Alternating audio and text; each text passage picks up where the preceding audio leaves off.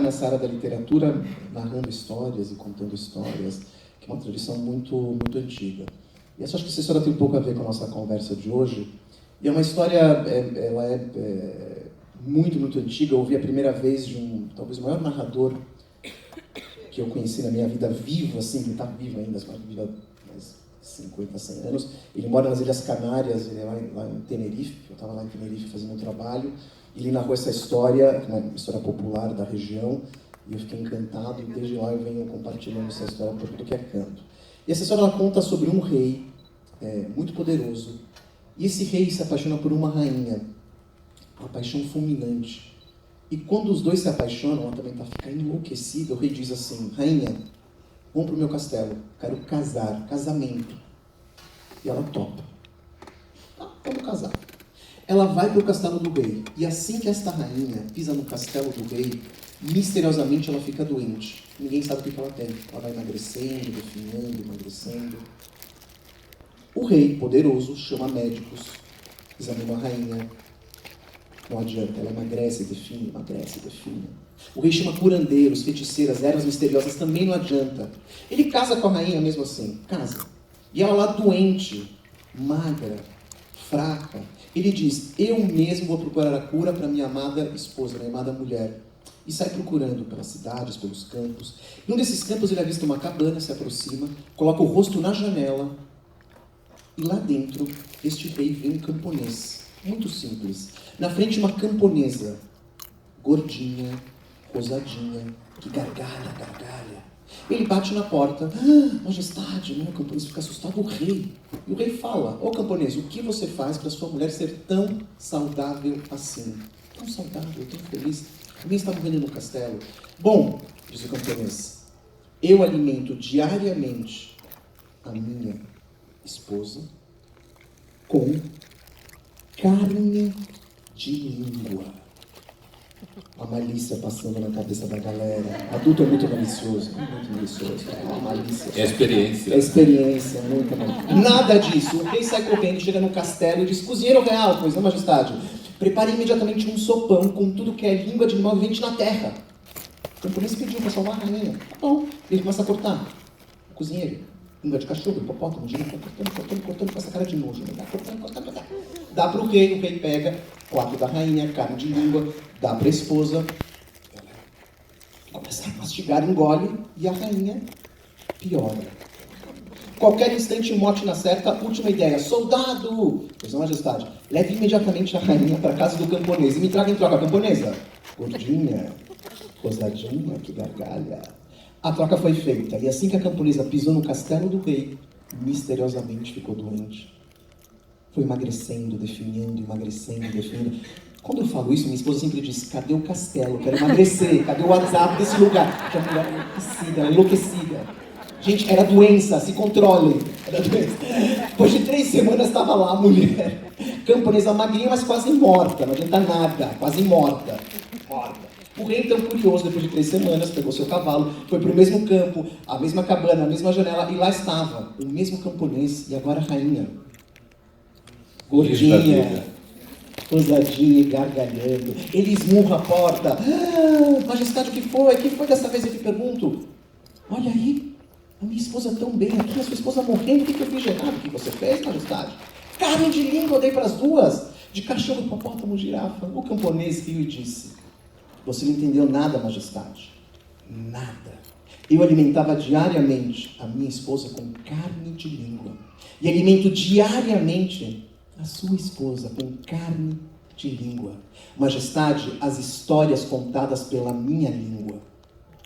O rei parou, refletiu e compreendeu.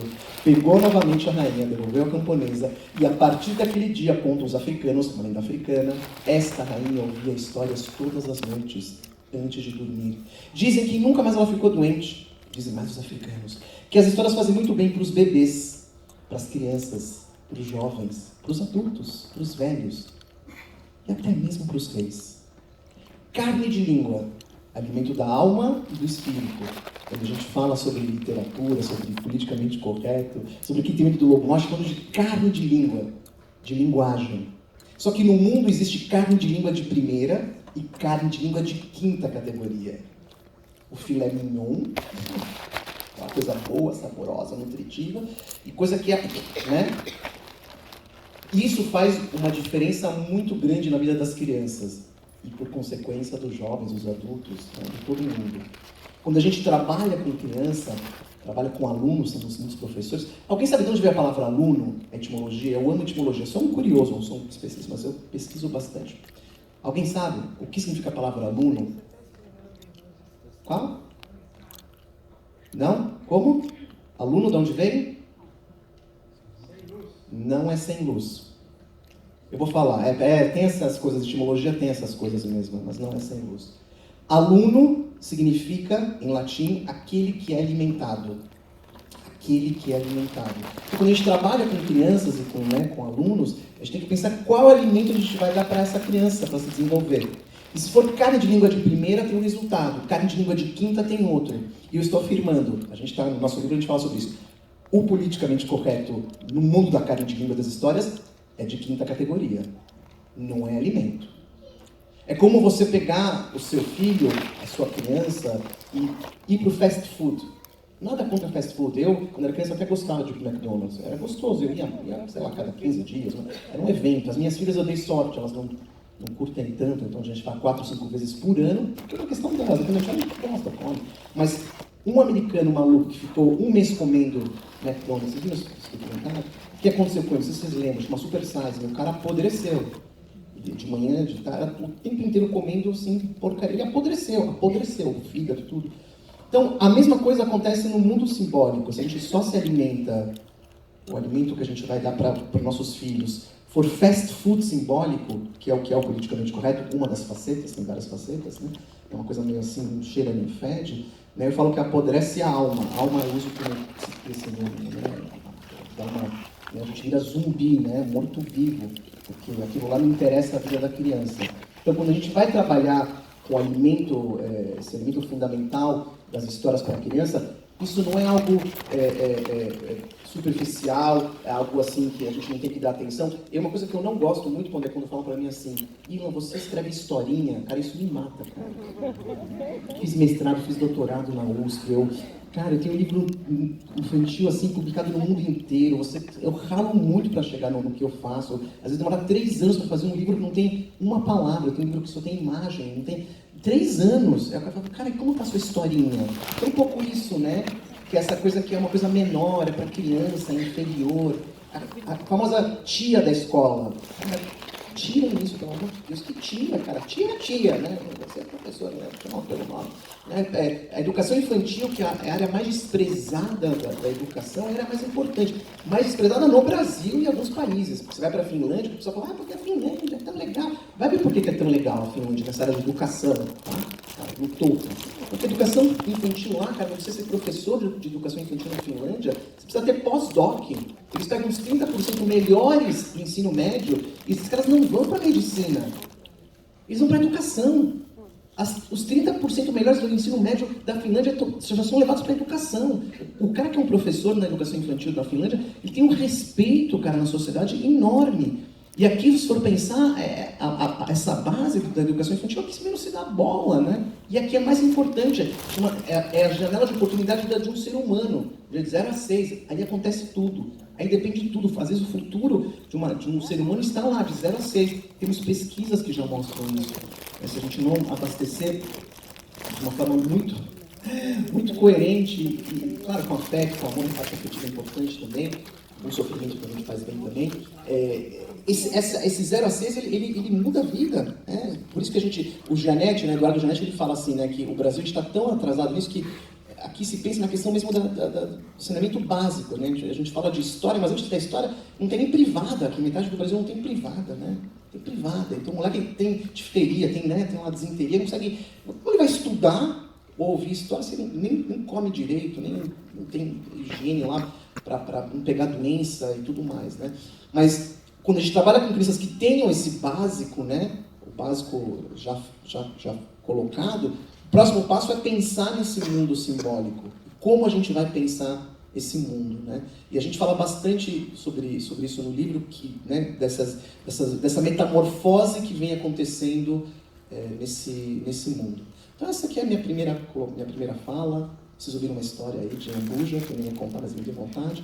Vou passar agora para o Pondé. Boa noite. É um prazer voltar a Campinas. Agradeço a Papiros, ao Shopping Guatemi, ao colega Ilan. E você estava contando uma história, Ilan, e eu me lembrei que a primeira vez que nós viajamos juntos para Campos do Jordão, você me contou uma história. Foi essa? Não. Não foi essa. Nada a ver com essa. Eu lembro. Foi uma história do encontro entre a verdade e a fábula, né? E essa coisa da fábula ensinar a verdade, que ela tinha que se vestir belamente, lembra? Lembrou? Então, foi a primeira vez que nós fomos a Campos do Jordão para um evento juntos. Isso já tem anos, né? Muitos anos. Mas essa história da verdade e da fábula eu nunca esqueci, porque ela é muito sábia mesmo, né? Essa ideia de que às vezes a verdade ela precisa de uma certa beleza para que alguém preste atenção nela, né? E no debate público hoje em dia, às vezes é muito difícil você tocar em determinados temas e o politicamente correto, ele não é uma coisa monolítica, né? Assim, o politicamente correto surge, ele tem raízes no fato de uma transformação social nos Estados Unidos em que determinados grupos começam a circular no espaço público. E você tem, então, por exemplo, começa a ter colegas de trabalho que vinham da comunidade negra e antes você não tinha. Ou você começa a ter mulheres que estão no ambiente do trabalho e antes você não tinha. Então, começa a ficar claro de que algumas pessoas têm educação, outras não. No sentido que tem coisas que você pode falar se você está entre homens só ou entre mulheres só, para ficar num exemplo simples, mas que quando se tiver homens com mulheres as mesmas coisas não são faladas, todo mundo sabe disso. Todo mundo sabe disso, né? Isso é uma prática comum, um certo cuidado com a linguagem, na dependência das pessoas que estão perto de você. O politicamente correto também ele tem uma raiz filosófica, que se insere numa filosofia americana que surge no começo do século XX, chamada pragmatismo, e que o maior representante no final do XX foi o Richard Rorty, e que é uma filosofia que crê que você, partindo da definição do Nietzsche de que a linguagem é um exército móvel de metáforas, se você muda as metáforas, você muda as convenções e daí muda o pensamento. Portanto, se você criar mecanismos de constrangimento no uso da linguagem, isso pode criar transformações no modo de pensamento. E um exemplo banal é se uma determinada expressão, vou usar uma expressão também de clichê, durante muito tempo pessoas falavam, não, porque o futuro é negro. Quando você fala agora essa expressão, no seu ouvido, você ouve, opa, né? A ideia de que mas é negro porque você está querendo dizer que o futuro é ruim, você está relacionando a cor negra ruim, ou você está dizendo que o futuro é negro porque na verdade você não enxerga nada, então você não sabe, então dá medo. Então o politicamente correto ele se alimenta de uma filosofia da linguagem que afirma que o pensamento é, na verdade, o impacto que as palavras e o uso delas têm no seu modo de pensamento, no seu modo de sentir. Se você alterar o modo das pessoas falarem, você causaria transformação no modo dessas pessoas serem. Existe uma outra, do modo que elas são, existe uma outra raiz que é chamada nova esquerda, que é fruto direto de autores como Herbert Marcuse, da escola de Frankfurt, e que a chamada nova esquerda, New Left, nos Estados Unidos, ela é filha direta do fracasso da utopia soviética. Esse fracasso começa a acontecer, tem uma obra muito interessante de um historiador de Viena, judeu, radicado criado na Inglaterra, radicado nos Estados Unidos, então mais judeu do que isso impossível, né? 4 endereços quase, e ele, Tony Judith é o nome dele, né? Tony Judith, grande historiador das ideias do século XX. E ele tem um livro chamado Passado Imperfeito, que existe em português, que ele estuda o pensamento, a atividade intelectual dos franceses entre 44 e 56, gente como Jean-Paul Sartre, Simone de Beauvoir, Maurice Merleau-Ponty, Albert Camus, Emmanuel Martineau, não, esse é atual, Emmanuel Mournier, e ele então mostra como foi difícil para esses intelectuais engolirem o stalinismo, como foi difícil engolir o fracasso da utopia soviética. E que chega num dado momento, por volta dos anos 60, 68, mais 68 é a marca, então a esquerda europeia percebe que não pode mais operar na matriz original, que ia da versão sindicalista à ditadura do proletariado, e que para você fazer uma transformação agora você tinha que partir da própria noção de democracia e radicalizá-la, levando a um debate cultural de comportamento. E aí nasce a chamada nova esquerda. Herbert Marcuse é um exemplo claro e fundamental desse processo, por isso que é dado um pouco como o pai disso. Então, eu digo isso pelo seguinte, que o politicamente correto ele tem uma história, né? Ele visa fazer uma transformação social a partir da transformação da linguagem. Ele está dentro do bojo de tentativas de fazer com que a sociedade fique de alguma forma um pouco menos pior do que ela é. O que o politicamente correto se transformou ao longo do tempo, do ponto de vista prático, material, ele se transformou nas universidades em lobbies que destroem carreiras, que cerceiam textos, que estabelecem censura, que cerceiam inclusive a forma de você colocar pautas em debate, né? Então, e aqui, esse trajeto que eu estou fazendo é basicamente para mostrar que, como na filosofia todo mundo sabe, às vezes ideias são muito boas, quando vão para a prática tem um desdobramento que nem sempre é exatamente o que você pensou. O politicamente correto, ele se transformou no modo de cerceamento do pensamento, inclusive na academia, se transformou em questões que são, por exemplo, questões que são inimputáveis. Eu vou dar um exemplo. Hoje chegou para mim um artigo da revista Spite, que é uma revista britânica bastante importante de discussão sociológica. O artigo é escrito por um sociólogo húngaro radicado na Inglaterra chamado Frank Furedi, que é um sociólogo que começou em 2004 estudando a medicalização da educação e da cultura no livro chamado Therapy Culture, não tem tradução em português. Agora ele acabou de lançar um livro chamado Como se produz o medo no século XXI, uma tradução livre do título. Ano passado ele lançou que era o que aconteceu com a universidade, um dos tópicos que ele debate é politicamente correto, e hoje ele estava discutindo, por exemplo, o fato de que agora você tem juristas na Inglaterra e nos Estados Unidos que estão tentando dizer que a maternidade não é uma experiência feminina, porque na verdade não existe homem e mulher. Ou seja, uma radicalização do debate de gênero.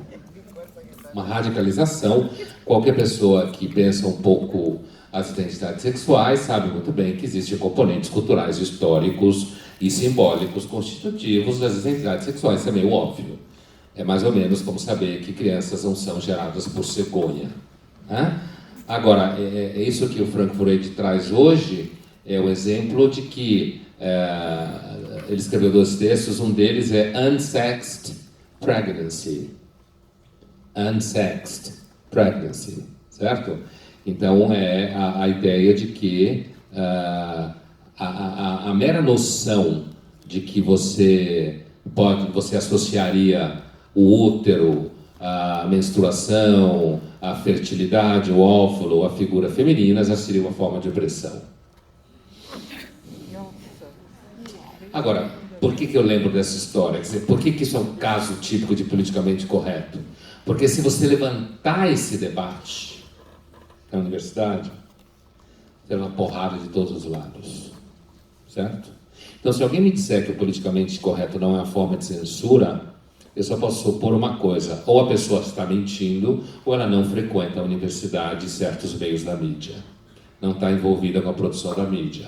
E aí vem a segunda parte do assunto, né, da discussão de juristas, tentando mudar a terminologia e romper, inclusive, com a ideia de que, aí vem um tema relacionado a crianças, o debate, que é o seguinte: que seja proibido você colocar na certidão de nascimento que a criança é menino ou menina. Que os pais não possam se referir aos filhos ou filhas com gêneros masculinos e femininos e a obrigatoriedade do tratamento de gênero neutro. Então, se alguém tem dúvida dos riscos que os excessos do politicamente correto podem causar a pessoas que não têm como se defender disso, eu acho que isso é óbvio. Você tem aí um grupo de pessoas exercitando as teorias paranoicas e excessivas e decidindo que isso tem que ser aplicado a crianças, porque se o pai ou a mãe chamar a menina porque nasceu menina e chamar ela, sei lá, de Mariana, sei lá o quê, e se quiser botar uma roupa cor-de-rosa nela, ou laranja, ou sei lá o quê, ou amarelo, essa mãe vai ser considerada uma mãe que está, na verdade, fazendo uma projeção sobre a filha. E, na verdade, a melhor projeção é desse sociólogo, esse jurista tarado, que resolveu dizer que, então, você não pode se referir a uma criança com um gênero que não seja neutro. Então, assim, isso é um exemplo de politicamente correto, né, que acontece. Um outro âmbito em que o politicamente correto exerce a sua limitação. É claro, muita gente pergunta para mim, Ilan, e a gente, no lançamento em São Paulo, surgiu uma pergunta dessa que veio, não da plateia, mas veio das redes, que era assim: vocês são a favor do racismo? Essa é a última pergunta que me dá sono. Estou dizendo que eu falei lá naquele dia. Isso me dá sono, né? Achar que criticar o politicamente correto significa que você, sei lá, cozinha criancinhas em casa, quer dizer, o oposto ao politicamente correto é uma certa educação doméstica, uma certa noção de adequação, um certo cuidado com a linguagem. Não é você fazer piada racista, ser escroto, maltratar pessoas. Isso não é o oposto ao politicamente correto, né? Agora, os defensores radicais do politicamente correto hoje são um lobby. Eles têm interesse econômico, eles dominam instituições, eles exercem censura sobre profissionais de mídia, inclusive do ponto de vista do risco judicial, de você... E com as redes sociais, então, né, assim, tem muita gente que escreve com medo, fala com medo, e o exemplo mesmo que a gente conversava há pouco, agora eu e o Ilan, no caso do Justin Trudeau, o primeiro-ministro do Canadá, né, que eu inclusive tive preguiça de escrever sobre o assunto, e assim, acho que é um cara que faz o Obama parecer o Trump, né? Se você colocar o Obama do lado de Justin Trudeau, o Obama parece um Trump, né? E é o cara mais correto do mundo, né? Assim, em termos de primeiros ministros, eu quero dizer, primeiro mandatário. É um cara que queria mudar o hino do Canadá, né? Para qualquer laivo do que seja incorreto, e aí o cara usou blackface em 2001, que é uma coisa desagradável mesmo, e ele usou isso, aí ele acabou confessando que tinha usado em 92, sei lá, talvez tenha usado no berço em algum momento, e aí aproveita que já leva a mãe dele junto no lixamento, né? E aí a coisa se transforma, e aí assim... O João Pereira Coutinho, colega da Folha, fez até um comentário interessante, que é o seguinte: ele falou, eu perdoo o Trudeau, eu acho que ele não vai se perdoar. Então, assim, no caso do Trudeau. Então, você vê um cara como ele, é muita ironia. Então, hoje, o politicamente correto nas redes sociais, ele atende ao velho gosto humano do linchamento, da destruição, de fazer com que pessoas percam carreira. E eu não acho, na verdade, encerro por aqui, que esse debate do politicamente correto seja de fato o fundamental para você resolver questões de preconceito. Acho que o fundamental é muito mais, por exemplo, coisas que aconteceram durante o Civil Rights Movement nos Estados Unidos, certas leis que incidem diretamente sobre a ocupação de espaços, muito mais eficaz do que você fazer com que alguém não possa ler a Chapeuzinho Vermelho, e não é nem por causa do lobo mau, também é por causa do lobo mau, mas com o medo de que a sexualidade da Chapeuzinho Vermelho seja complicada, porque ela usa vermelho, isso já denota algo pombagira nela, certo?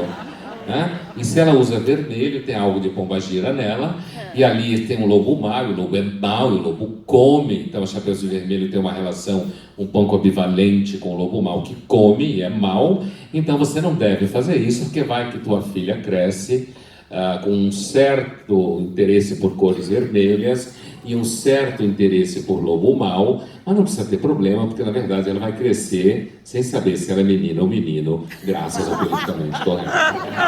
Obrigado.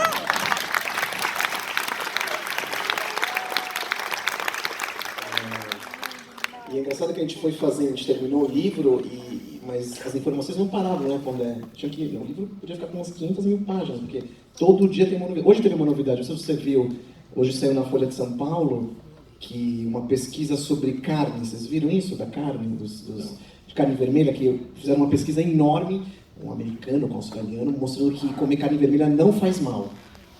Ah, é? Minha avó dizia isso também. Mas olha que engraçado, exatamente o que você falou. O que acontece, os grupos politicamente corretos hoje já se acionaram e falaram: cara, vocês não podem falar isso. Olha isso, quer dizer, a verdade sendo enterrada, porque grupos acham que isso vai fazer o quê? Que tenha mais pasto, mais vaca, ecologia, começam a... Mas se os caras chegaram nessa constatação, essa é a verdade, é a fábula. Essa é a verdade. Eles chegaram na constatação que comer carne vermelha, lembram do ovo? O ovo fazia mal, o ovo fazia bem. Um pouco isso, né? Então hoje saiu um artigo, pode ser que daqui a 3 anos apareça de novo, que faz mal. Mas saiu hoje. A carne vermelha não faz mal como a gente achava, as últimas pesquisas. Esta é a realidade. Né? E o politicamente correto, obviamente, ele mascara, né? Ele quer dar uma mascarada e tudo, né? Uma coisa bem, bem complicada. Para a questão da criança, foi com umas coisas que fui lembrando de algumas cenas e tudo mais. Quando se fala da questão de menino, menina, que é uma doideira só, os psicólogos agradecem, psiquiatras, que isso vai ter muita clientela, galera. Vai ter uma clientela, já começou, na verdade, né? Remédio, então, vai vender, já está vendendo horrores. Porque, na média, a gente, é óbvio que a raça humana, os homens, a gente tem gradações. Mas existe uma coisa que chama média, né? Uma média, né? Tem lá a média. E na média você tem uma diferenciação bem clara.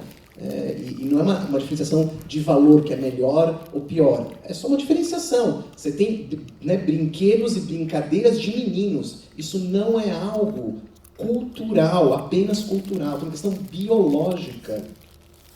Biológica. Meninos e meninas. Mas pode uma menina brincar com brinquedos de menino e coisas, né? Óbvio que pode. As minhas filhas, tenho 2 meninas, passaram por momentos Power Rangers. Cara, e depois foram de novo para as bonecas. Normal. Mas você chegar e falar, não vou dar brinquedo de menino porque eu não quero que tenha estereótipo, cara, isso é você pegar a natureza da criança e começar a quebrar ela. E ela vai reagir. Tem um documentário, procurem, na BBC, são 2 documentários com alguns anos de diferença, com macaquinhos na África, sobre brincadeiras. Mostrando, gente, é lindo, caíram matando, óbvio, né? Mostrando como, né, os primatas, né, você coloca brinquedos de meninos e brinquedos de meninas, e joga os macaquinhos lá. E as fêmeas, elas não se interessam pelo carrinho, pela espada, olha que coisa interessante, elas vão para as bonecas, elas pegam, começam a fazer o gesto. Já sofrem opressão patriarcal? Cara, é uma coisa de louco. Chega lá o macaco lá. Enfim, mas está lá no documentário, está mostrando isso. Que tem algo de... Os índios que não têm contato, os indígenas que não vão ter contato com as propagandas, as coisas que a gente está falando, tem lá as brincadeiras dos índiozinhos de menino e de menina. Eu pesquisei muito isso na faculdade, na África, os magiares húngaros. Você vai ter as brincadeiras bem definidas, mas dentro dessas brincadeiras você tem lá as variações. Então, isso é a mesma coisa, vale para as histórias, tem um pouco isso, né? Achar que você tem histórias. Ontem eu estava em BH, na UFMG, e no final uma professora levantou a mão da faculdade, na universidade, e falou assim: Ilan, o que você acha, né? Você acha importante a gente passar para as crianças, na literatura para a criança, as questões, né, da diversidade, das etnias, da ecologia e tudo mais? E eu falei para ela, o que é importante para a criança é boa literatura. Se nessa boa literatura tiver assunto de diversidade, tiver ecologia, tiver lá, tá lá, mas escrito de uma forma bacana, interessante, que faça a criança vivenciar aquela história, e como repercussão isso, né, traga alguma informação para ela bacana. Mas o que tem acontecido é ao contrário. É ao contrário. Né? Em função de uma militância, né, de uma militância. Você coloca na literatura assuntos achando que a criança vai se interessar por aquele assunto que vai ser modificada por aquelas palavras. Isso é não entender a infância. Primeiro porque a infância não entende um texto como a gente entende. A nossa compreensão de um texto é completamente diferente da compreensão de uma criança. Isso você pode ver, quem trabalha com criança sabe disso. Posso contar um caso aqui, como que é esse olhar da infância. Eu estou em São Paulo, e eu frequento o mesmo supermercado já há 15 anos, antes das minhas filhas nascerem. A minha primeira filha nasce, ela está com 2 anos, eu pego ela por cima do carrinho, vou fazer as compras do supermercado, passo no açougue, lá no supermercado, que há anos eu estou lá já, e a minha filha olha assim, né, para o açougue e fala: papai, olha a vaca. Aí eu penso, gente, ela juntou as carnes e ela viu uma vaca, filha de escritora, prodígio, uma mente extraordinária. Falei: filha, fiquei preocupado, né? Falei: claro, onde já está vindo vaca, né? Alucinação. Filha, cadê a vaca?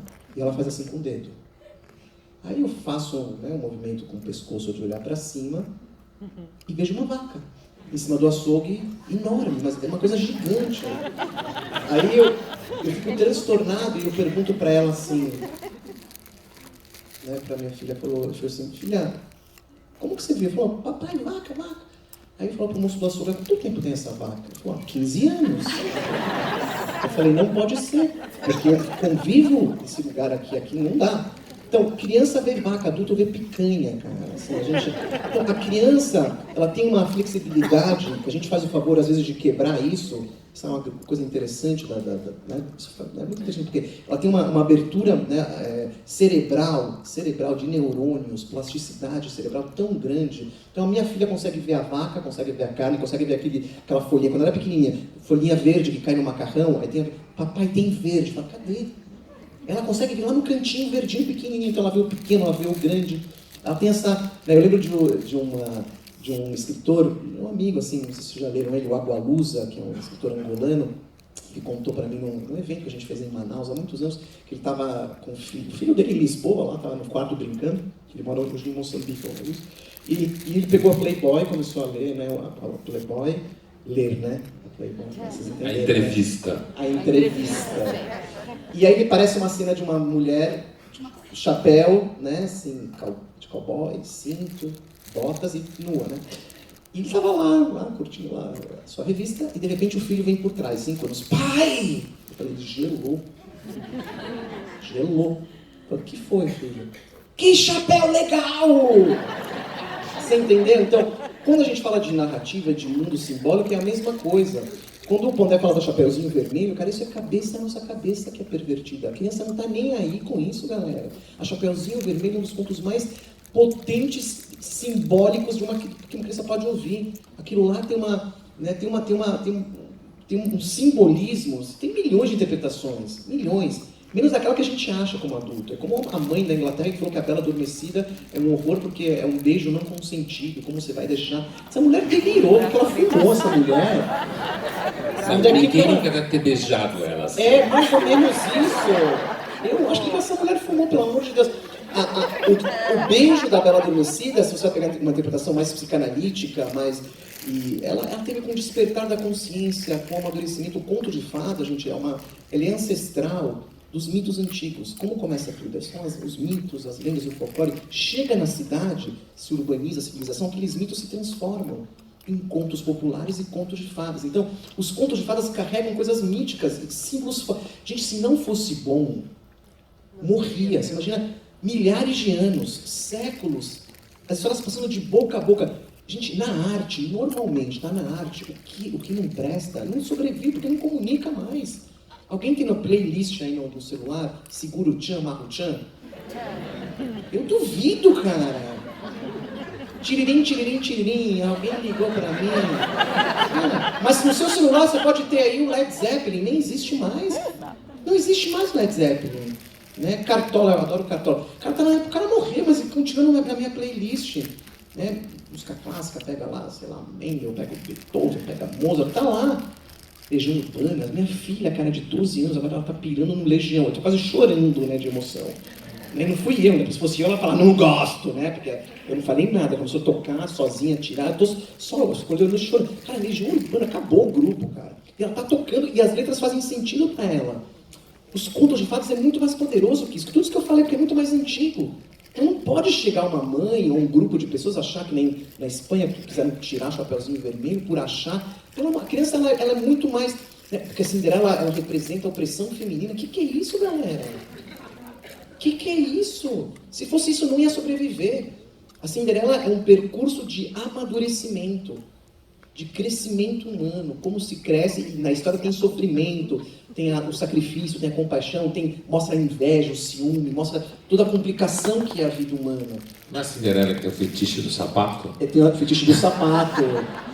Os grupos de sapateiros aí estão contra isso, porque isso tira todo, né? Mas é essa loucura. Posso te fazer uma pergunta? Eu falo que a gente foi para fazer perguntas, né? Pode. Vou fazer uma pergunta aqui para o Pondé, né? A gente está aqui falando sobre coisas conceituais e tudo mais. Uma vez alguém me perguntou assim, mas Ilan, você acha mesmo que ideias têm esse poder todo? Ideias realmente, porque é uma coisa que a vida real não é. Você acha que ideias, essas ideias, elas realmente têm efeito, né, no nosso dia a dia?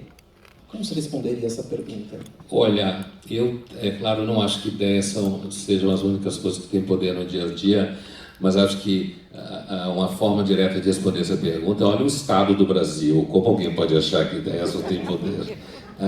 Olha o que acontece nas redes sociais, o que as pessoas escrevem, ou como elas se manifestam, né? E assim, a gente tem visto nos últimos anos, não só no Brasil, uma radicalização de posições políticas, uma dificuldade de você dialogar com posições diferentes. Você tem esse, que não é um processo só no Brasil. Posso te fazer uma pergunta dentro dessa, se eu esquecer? Você acha que isso que a gente está falando do politicamente correto tem a ver com essa mudança conservadora no mundo? O conservadorismo retomando, tem a ver um pouco, tem uma relação? Então, eu vou chegar justamente nisso pelo seguinte, porque uma das formas da polarização, agora eu vou dar um exemplo dos Estados Unidos, é uma reação ao medo de você falar certas coisas que você pensa. Então, é o medo de você poder manifestar minimamente algum tipo de mal-estar que você tenha. E eu tive acesso a uma pesquisa de 2016, que vai ao coração do que você perguntou, 2016, em que é uma pesquisa de várias universidades americanas, em que os pesquisados, tanto pessoas que votaram para o Trump quanto pessoas que votaram para a Hillary, e uma característica de pessoas que votaram para o Trump é se irritarem com certo tipo de expressão. E são expressões politicamente corretas. E essas pessoas identificavam no Trump um sujeito que tinha a coragem bastante para chutar o balde. Mesmo que elas não partilhassem de ideias idiotas como em meio a neonazis existem pessoas boas, né?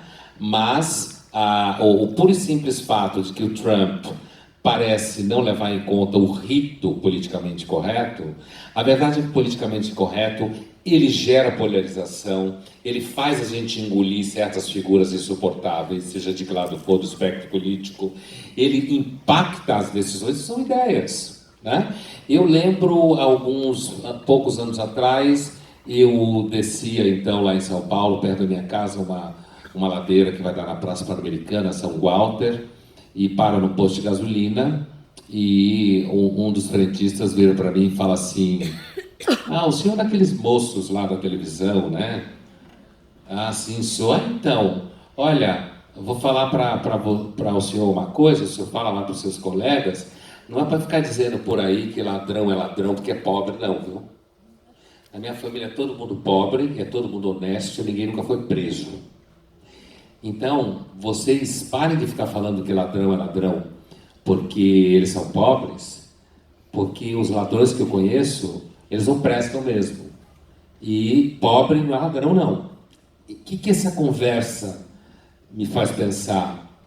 Que é o seguinte: Às vezes, alguém que está trabalhando na frente da câmera, discutindo, porque hoje, quando você trabalha hoje na mídia, na frente da câmera ou do microfone, ou escrevendo texto, você tem o tempo inteiro aqui muito presente que existe uma censura no ar. Essa censura não vem necessariamente do editor, essa censura vem da recepção, como a gente fala. Ele vem da recepção. Quem exerce a censura é a recepção. É alguém que você fala uma frase e você diz assim, não, porque, sei lá, pessoas que na verdade seriam de cor laranja fizeram isso. Aí aparece alguém que acha que é de cor laranja. E aí essa pessoa protesta, aí manda e-mail para a redação, diz que você a ofendeu. Então, você hoje quando trabalha no âmbito da mídia, você fica o tempo inteiro preocupado se você vai conseguir fazer algum debate que preste para não servir unicamente ao tribunal. E por que eu volto à história? Para fechar. É porque é engraçado porque às vezes isso vira o contrário, né? Quando você fica preocupado em querer e não querer entrar em méritos e conceitos do tipo caráter, né? Falta de pai ou mãe, sei lá, coisas assim que podem ser consideradas coisas incorretas, como você vai falar que existe uma coisa chamada caráter, que tem pessoas que de repente são sim mais cruéis do que outras, que sim gostam de tirar vantagem dos outros, coisas que algum tempo atrás qualquer pessoa tomava como óbvio, né? Se você der a entender isso hoje, alguém pode falar, não, olha o preconceito, olha só, fulano está falando que tem pessoas que não têm caráter, olha só que absurdo. Só que aí você faz isso, e aí você diz, não, as pessoas vão para o crime porque elas são pobres, aí você ofende os pobres. Aí um cara vira para você, o frentista da ponte, diz, olha, na minha família não tem ladrão não, viu? Na minha família é todo mundo honesto, todo mundo trabalhador, e não tem ladrão não. Então, o politicamente correto, ele produz ideias que causam mal no ambiente onde eles estão inseridos. Então, acho que sim, produz sim. Agora só deixa eu perguntar. Então, uma curiosidade que eu quero perguntar para você, devido ao ramo do seu trabalho, não só de escrever literatura infanto-juvenil, mas também trabalhar junto com as escolas, né? Eu nunca trabalhei em escola, eu não tenho experiência em lidar com alunos de escola. Eu trabalho em universidade, quase 25 anos. Recentemente na PUC, há uns 2 anos, eu desisti da aula do mestrado e doutorado, porque eu me enchi o saco da CAPES e do MEC. Resolvi que não ia fazer mais relatório sucupira nenhum, não ia mais ficar preocupado em publicar artigo em revista que ninguém lê, e eu iria fazer e me preocupar com o que me interessa. Então eu criei um laboratório lá na PUC de pesquisa e estou nos momentos felizes da academia. Mas assim, eu ainda dou aula de graduação na PUC, mas dou aula de graduação na FAAP, na Faculdade de Comunicação. Eu adoro dar aula de graduação, me divirto, quando eu entro na sala eu esqueço do mundo, mas reduzi a uma manhã por causa da agenda. Então, Ilan, eu, quase 25 anos de aula de graduação, e o professor de graduação, ele é assim, né? Cada ano ele está mais velho, o aluno tem sempre a mesma idade. Na escola talvez seja a mesma coisa, mas sim, Exato. a mesma idade. Então o aluno tem sempre 18, 19 e 20. 18, 19 e 20. O que faz com que você tenha uma percepção de um certo arco de comportamentos, de gosto musical, de repertório de filmes, né? Por exemplo, eu estava em meio a uma discussão com alunos de cinema, falando do filme Era Uma Vez em Hollywood, e o menino, de repente, começa a falar daquela loira gostosa do filme, que usava a sainha curta. Aí eu falo, a Sharon Tate? Eu não sei o que aquela menina estava fazendo no filme, qual a importância dela na história. Eu falei, o quê? A Sharon Tate? O filme existe por causa da Sharon Tate.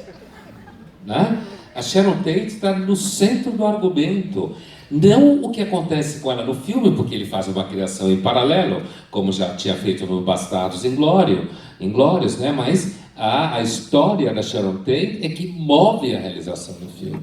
E o que aconteceu com ela? Só que muitos jovens não sabem. Sabe quem foi a Sharon Tate? Não significa nada. Então, na hora que o filme cai no colo de um jovem como esse, ele não entende o filme. Ele fica achando que, pô, é um filme sobre um cara que não existiu, que fazia filme de faroeste, fica chorando, e aí uma loira de saia curta, gostosa, que fica se olhando no filme que ela fez, e que não tem nenhuma importância, e a Sharon Tate vira uma loira, gostosa e burra, né? E ela deixa de ser aquela personagem trágica que a gente conhece da história do Polanski, que de certa forma, alguns acham, acabou com a vida do Polanski, quando aconteceu isso que aconteceu com ela, de uma forma violenta e monstruosa, ela, o filho, a barriga e tudo mais. Eu estou dizendo isso pelo seguinte, porque ao longo dos anos, a gente vai percebendo que isso tem muita literatura, eu leio muito sobre jovens e universidade, muito, né? Porque é um tema que me interessa. E assim, tem muita literatura específica no assunto. Os jovens estão mais inseguros, com mais dificuldade de enfrentar a avaliação, mais vulneráveis, inclusive no uso da vulnerabilidade como arma, certo? Medo, né?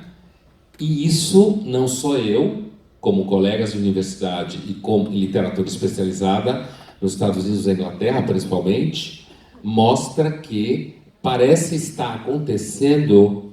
O Frank Furedi chega a afirmar no seu livro de 18, o que aconteceu com a universidade, que os jovens entram na universidade hoje com uma idade emocional que teriam entrado no high school.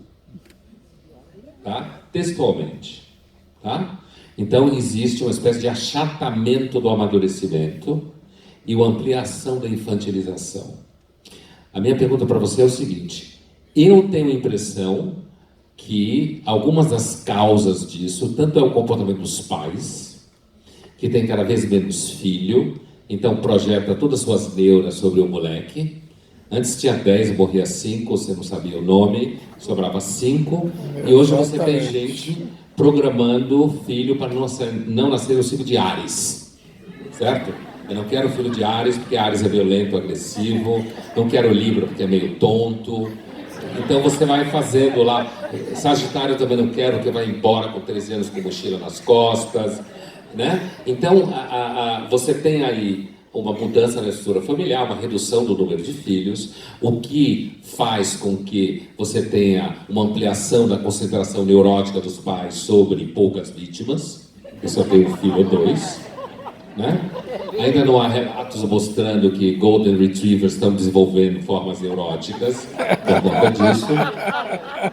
Mas eu também acho que tem as escolas, né? E eu me pergunto até que ponto as escolas também não fazem um trabalho, às vezes, preocupados com o pepino que tem na mão, inclusive pelo politicamente correto, de acabar também ajudando na redução do amadurecimento das crianças.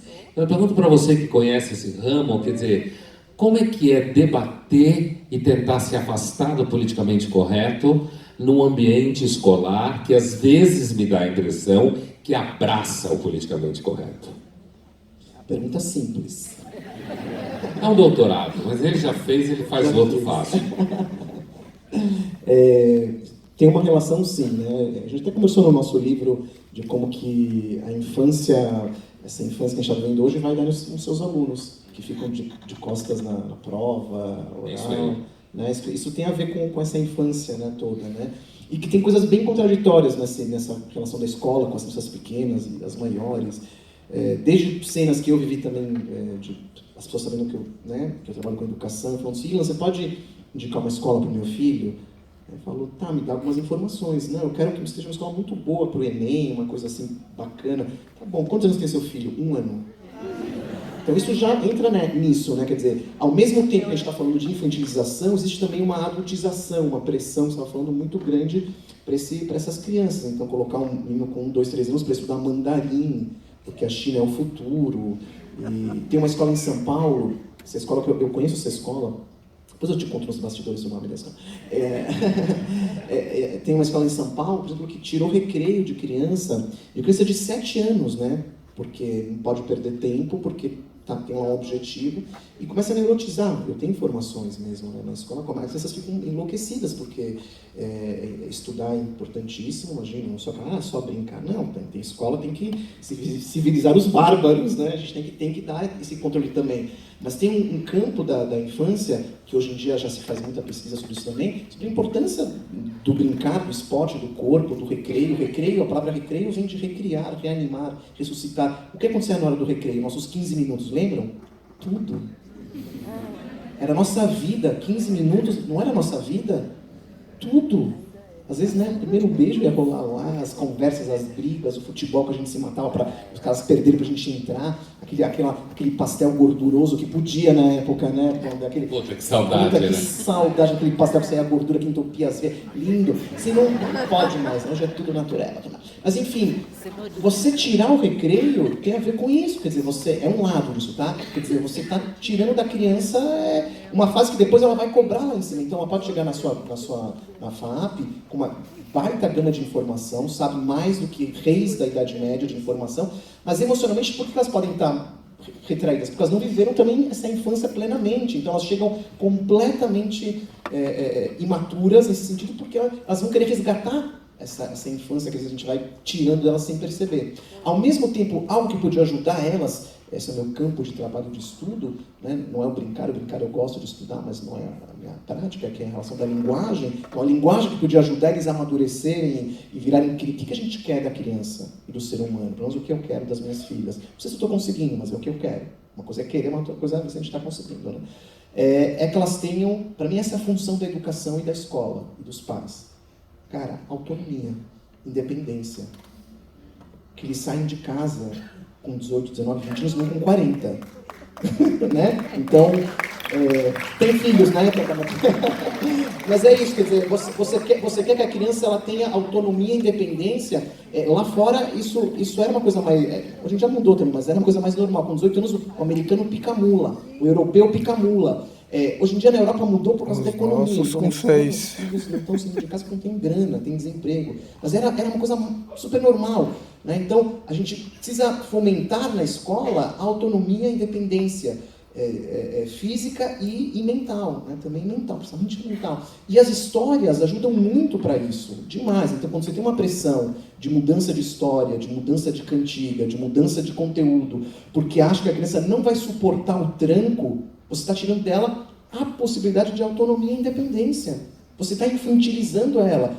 Ao mesmo tempo que adultiza ela. Olha que loucura total que a gente está fazendo. Então, quando você achar, por exemplo, que cantar uma cantiga como tirei o pau no gato vai tornar o seu filho um serial killer, não tem fundamentação teórica, não tem fato. É o contrário. É o contrário. Se a criança matou o gato na imaginação, ele está morto. A vontade que a gente tem de matar gato foi embora. A natureza humana é difícil, galera. A criança tem um lado sádico, sim. Sinto muito falar isso para vocês. Eles têm um lado amoroso, são filósofos, são companheiros, mas tem um lado que é malzinho, sim. E a pergunta é, o que a escola, o que os pais podem fazer? Mais a escola, né? Porque a escola está trabalhando com isso às vezes mais tempo. Admitir que isso existe, que vamos dar material, né? Que já foi colocado no mundo, para eles poderem sublimar, transformar isso em coisas bacanas e crescerem, entenderem como funciona o mundo. Chegou um pai na creche da minha filha e falou assim, Ilan, esse lugar aqui é um absurdo. Falei, qual o problema? Eu adorava. Falei, qual o problema? Então ele sabe também que trabalhava com educação, por isso que ele veio falar comigo. Falei assim, não, tem uma cantiga aqui, uma música que minha filha de 2 anos está levando para casa, eu acho que isso é o fim do mundo. Gente, isso tem 13 anos, e só piorou, tá? Falei, canta, mas vamos lá. Ele falou, Maria roubou pão na casa do João.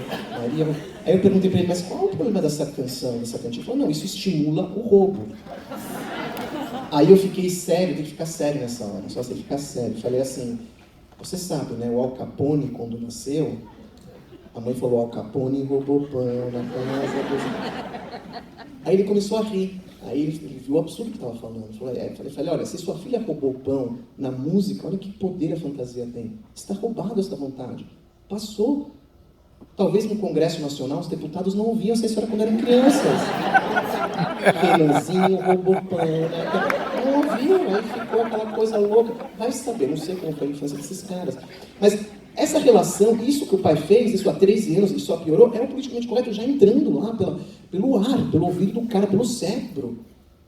Realmente vocês acham que essas cantigas, né, que o Florestan Fernandes dizia que essas cantigas, num texto brilhante que ele tem nos anos 40, fez nos anos 40, no Estadão, um artigo lindo sobre as cantigas, fala assim, quem canta suas males espanta, ele faz uma análise das cantigas que é ao contrário, exatamente isso, você cantar o mal, você exorciza o mal. A gente se protege cantando, falando, colocando luz. Então a escola tem que ter esse movimento. Às vezes os pais, né, vão lá e vão reclamar, porque é chapeuzinho, porque meu filho não dorme, porque o medo, porque aquilo. A gente tem que trazer informações para os pais, falando que importante que é isso. Se o seu filho tem medo, vamos ensinar o seu filho a enfrentar o medo. Não é não falar sobre o medo, ele venceu o medo. Porque o medo está lá. As crianças não são crianças, vamos entrar aí em Pondé, russonianas, né? Eu falo do Rousseau, né? Finalmente. O Rousseau, cara, a criança não é um ser bom imaculado. Eu estou mais para Thomas Hobbes do que para Rousseau, muito mais, faz mais sentido. Né? Quer dizer, a sociedade ela foi construída para controlar o nosso lado mais né? Falando de Canadá é uma coisa muito interessante, né? No Canadá tem um psicólogo bem famoso, best-seller, chama Stephen Pinker. E esse cara falou uma coisa engraçada, ele era russoniano quando era jovem, ele não como no Canadá.